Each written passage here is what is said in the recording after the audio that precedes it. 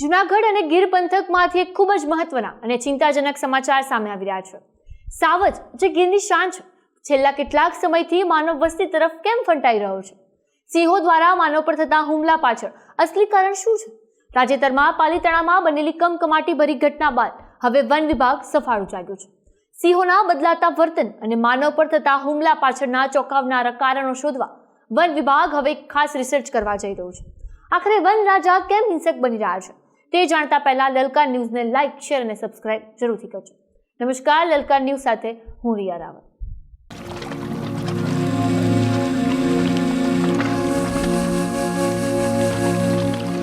જૂનાગઢ સહિત સમગ્ર ગીર સરહદે સિંહ અને દીપડા દ્વારા માનવ પર હુમલાની ઘટનાઓમાં ચિંતાજનક વધારો થયો છે। આ વધતા જતા માનવ અને વન્યજીવ સંઘર્ષને રોકવા માટે હવે વન વિભાગે કમર કસી છે અને એક વિશેષ સંશોધન એટલે કે રિસર્ચ કરવાની વિચારણા શરૂ કરી છે। પરંતુ સિંહોના અહિંસક વર્તન પાછળ વન્યજીવ નિષ્ણાંતો કંઈક અલગ જ અને આંખ ઉગાડનારો દાવો કરી રહ્યા છે। વાઇલ્ડ લાઇફ રિસર્ચર અને ગુજરાત સ્ટેટ લાયન કન્ઝર્વેશન સોસાયટીના લાઈફ મેમ્બર જલપન રૂપાપરાના જણાવ્યા અનુસાર પાલીતાણામાં બનેલી ઘટના માટે ક્યાંક ને ક્યાંક લોકો પોતે જ જવાબદાર છે। જ્યારે સિંહે શિકાર કર્યો ત્યારે સ્થાનિક ગ્રામજનોએ ટોળે વળીને સિંહ પર પથ્થરમારો કર્યો હતો, જેના કારણે સિંહ ઉશ્કેરાયો અને આ દુર્ઘટના ઘટી। અને એટલું જ નહીં, ગીરમાં ચાલતી સિંહોની પજવણી અને ગેરકાયદેસર લાયન શોના કારણે પણ સિંહોના સ્વભાવમાં ઉગ્રતા આવી રહી છે। નિષ્ણાંતોનું એવું પણ અનુમાન છે કે ગત જૂન મહિનામાં કાળઝાળ ગરમીના કારણે સિંહોના વર્તનમાં કુદરતી રીતે જ મોટો ફેરફાર જોવા મળ્યો હતો, જે હુમલાનું એક મુખ્ય કારણ પણ હોઈ શકે છે। હવે વન વિભાગે બાબત પર ઊંડાણપૂર્વક સંશોધન કરશે, ત્યારે શા માટે આવા હુમલાઓ વધી રહ્યા છે અને માનવ તેમજ વન્યજીવ વચ્ચેના સંઘર્ષને કઈ રીતે ઓછો કરી શકાય તે અંગે વર્લ્ડ લાઇફ રિસર્ચર એન્ડ સભ્ય ગુજરાત સ્ટેટ લાયન કન્ઝર્વેશન સોસાયટીના જલપન રૂપાપરાએ શું કહ્યું છે, આવો સાંભળીએ।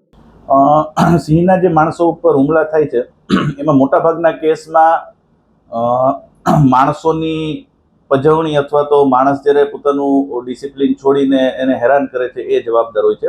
આપણે આજે પાલીતાણાના જે સિંહના હુમલાના વિડીયો જે જોવા મળે છે, તો આખી ઘટનાની તપાસ કરતા એવું જાણવા મળે છે કે એમાં સિંહોનો કોઈ પણ વાંક નથી।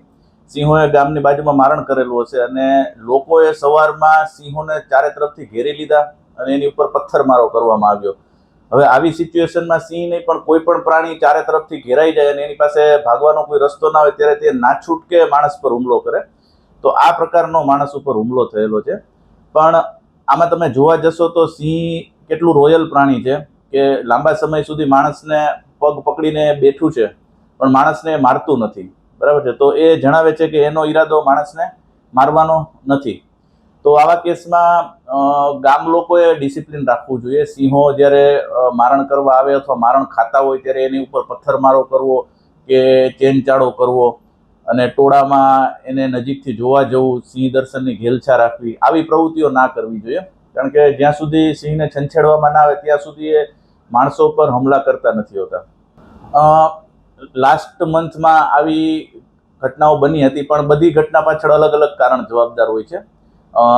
લાસ્ટ મહિનામાં જે બનાવ બન્યા એમાં થોડો ઉનાળાનો ફેક્ટર પણ કન્સિડર થાય। જ્યારે ટેમ્પરેચર બહુ વધી જતું હોય છે ઉનાળામાં, ત્યારે એ ટેમ્પરેચરની સિંહો ઉપર નેગેટિવ સાઇડ ઇફેક્ટ આવતી હોય છે અને એના વર્તનમાં ફેરફાર જોવા મળતો હોય છે।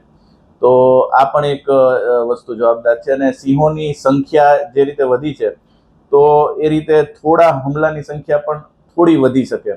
પણ આપણે આમ જોવા જઈએ તો જે આપણા સિંહો માણસ સાથે ખૂબ સારી રીતે રહે છે। અને આપણે ઇન્ડિયાના બીજા સ્ટેટની વાત કરીએ કે ટાઈગર જ્યાં છે બીજા રાજ્યોમાં, તો ટાઈગરના જે પ્રમાણમાં લોકો ઉપર હુમલા થાય છે એના કરતાં સિંહોના હુમલા નહિવત જેવા હોય છે। અને ખાસ કરીને હું કહેવા માંગીશ કે જે કૂતરાથી જે માનવ મૃત્યુ થાય છે, આપણે વર્ષના આંકડાઓ લઈએ સૌરાષ્ટ્રના, તો એ સિંહ કરતાં અનેક ગણા વધારે હોય છે।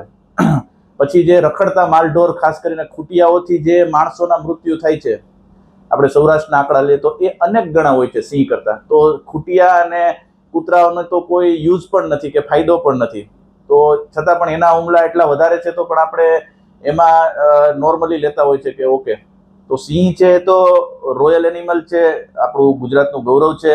એનાથી અનેક પ્રકારના ફાયદાઓ છે, ટુરિઝમના ફાયદાઓ છે, નીલગાય અને ભૂંડની સંખ્યાને કાબૂમાં કરે છે, તો સિંહથી તો ઘણા બધા ફાયદા છે। અને એની સામે જે માનવ મૃત્યુ થાય છે એ ક્યારેક જ થતા હોય છે અને એમાં પણ મોટાભાગના કિસ્સાઓમાં માણસોનો વાંક હોય છે.